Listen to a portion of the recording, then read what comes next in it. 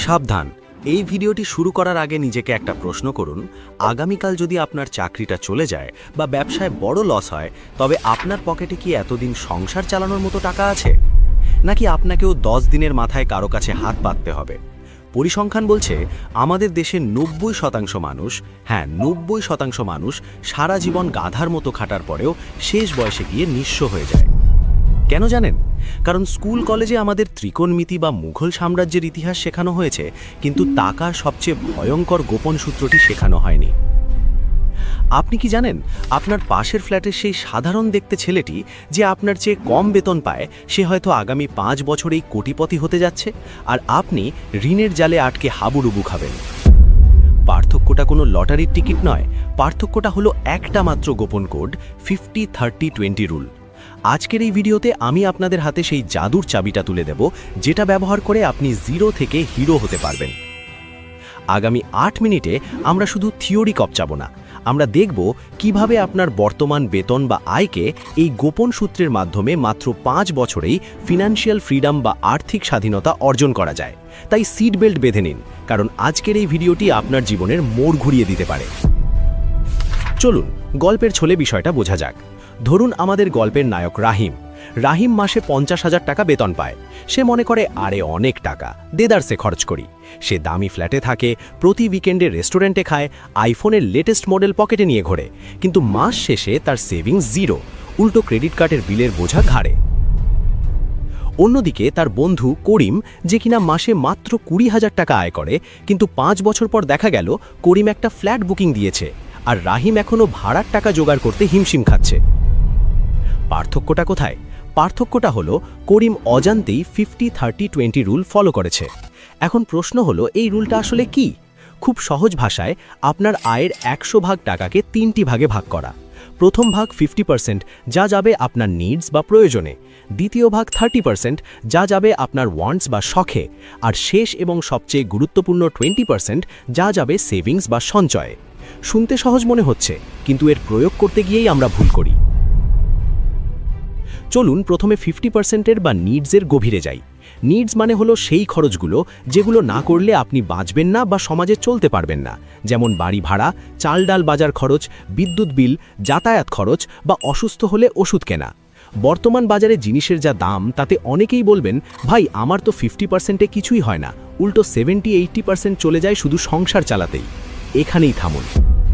যদি আপনার আয়ের 50%-এর বেশি শুধু বেঁচে থাকার খরচেই চলে যায়, তাহলে আপনাকে দুটি কাজ করতে হবে। হয় আপনার লাইফস্টাইল ডাউনগ্রেড করতে হবে, নয়তো ইনকাম বাড়াতে হবে।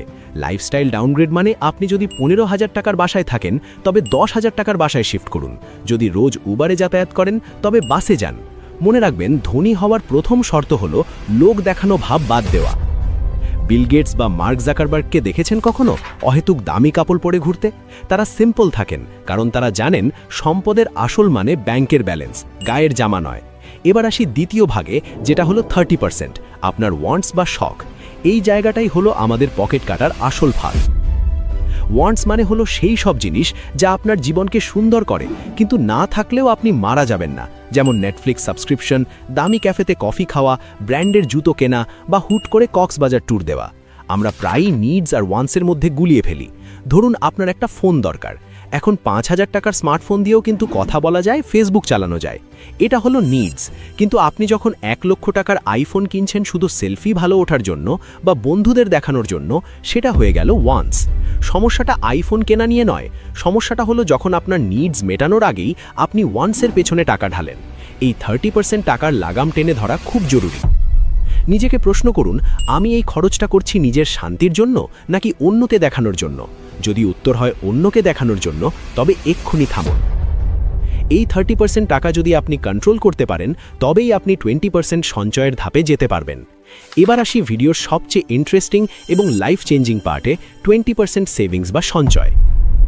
এটাই সেই গোপন চাবিকাঠি যা আপনাকে সাধারণ মধ্যবিত্ত থেকে কোটিপতি বানাবে। অনেকেই বলেন, ভাই মাস শেষে যা থাকে তাই সেভ করি। ভুল। নিয়ম হলো income minus savings equals to খরচ, মানে বেতন পাওয়ার সাথে সাথেই 20% টাকা আলাদা করে ফেলবেন, যেন এই টাকাটা আপনার কাছে নেই। ধরুন আপনার বেতন 50,000, সেখান থেকে 10,000 টাকা প্রথমেই সরিয়ে ফেলুন। এখন প্রশ্ন হলো এই টাকা দিয়ে কি করবেন? বালিশের নিচে রাখবেন? একদম না। বালিশের নিচে টাকা রাখা আর টাকা আগুনে পোড়ানো একই কথা, কারণ মূল্যস্ফীতি বা ইনফ্লেশন প্রতি বছর আপনার টাকার মান কমিয়ে দিচ্ছে। আপনাকে এই 20% টাকা ইনভেস্ট বা বিনিয়োগ করতে হবে। কোথায় করবেন? ফিক্সড ডিপোজিট, সঞ্চয়পত্র, মিউচুয়াল ফান্ড বা শেয়ার মার্কেট যদি আপনি বোঝেন। চলুন একটা জাদুর অঙ্ক দেখি, যাকে বলা হয় কম্পাউন্ড ইন্টারেস্ট বা চক্রবৃদ্ধি মুনাফা। আইনস্টাইন একে বিশ্বের অষ্টম আশ্চর্য বলেছিলেন। ধরুন আপনি প্রতি মাসে মাত্র 5,000 টাকা করে জমা নেন এবং সেটা এমন কোথাও ইনভেস্ট করলেন যেখানে বছরে 10-12% রিটার্ন পাওয়া যায়।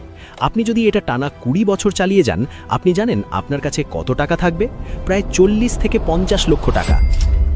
আর যদি টাকার পরিমাণ একটু বাড়িয়ে 10,000 করেন, তবে সেটা 1 কোটিরও উপরে চলে যাবে। চিন্তা করতে পারছেন? মাত্র 10,000 টাকা প্রতি মাসে সরিয়ে রেখে আপনি কোটিপতি হতে পারেন শুধু সময়ের সঠিক ব্যবহার করে। কিন্তু আমরা কি করি? আমরা ভাবি ধুর 5 বছরে আর কি হবে। আর এই ভাবনার কারণেই আমরা শুরুই করি না। মনে রাখবেন, বিন্দু বিন্দু জলেই সিন্ধু হয়।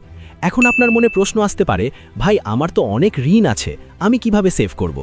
যদি আপনার মাথায় ঋণের বোঝা থাকে, বিশেষ করে ক্রেডিট কার্ডের লোন বা চড়া সুদের লোন, তবে এই 20% টাকা দিয়ে আগে লোন শোধ করুন, কারণ লোনের সুদ আপনার ইনভেস্টমেন্টের লাভের চেয়েও ভয়ঙ্কর। লোন শোধ হয়ে গেলে তারপর পুরো দমে ইনভেস্ট শুরু করুন। এছাড়া ভিডিওর এই পর্যায়ে আমি আপনাদের একটা প্রো টিপস দিতে চাই, সেটা হলো এমার্জেন্সি ফান্ড। বিপদের কোনো হাত পা নেই, হঠাৎ চাকরি চলে যেতে পারে বা বড় কোনো অসুখ হতে পারে, তাই আপনার অন্তত 3 থেকে 6 মাসের সংসার খরচের সমান টাকা ব্যাংকে আলাদা করে রাখুন। এই টাকাটা কিন্তু ওই 20% সেভিংস বা ইনভেস্টমেন্টের অংশ নয়, এটা আপনার লাইফ জ্যাকেট। এখন আপনি হয়তো ভাবছেন, এত সব হিসাব আমি কিভাবে রাখব? খাতা কলম নিয়ে বসে থাকব? না ভাই, এখন ডিজিটাল যুগ। প্লে স্টোরে অনেক ফ্রি অ্যাপ আছে, মানি ম্যানেজার অ্যাপ। সেখানে প্রতিদিনের খরচ এন্ট্রি দিন, মাস শেষে অ্যাপই আপনাকে গ্রাফ করে দেখিয়ে দেবে আপনি কোথায় কত খরচ করেছেন। তখন আপনি অবাক হয়ে দেখবেন, আরে আমি শুধু ফুড পান্ডায় অর্ডার করেই মাসে 5,000 টাকা গচ্ছা দিয়েছি। এই রিয়েলাইজেশনটা খুব জরুরি। বন্ধুরা, ধনী হওয়া কোনো রকেট সায়েন্স নয়, এটা হলো ডিসিপ্লিন। 50-30-20 রুল আপনাকে সেই ডিসিপ্লিনটাই শেখায়।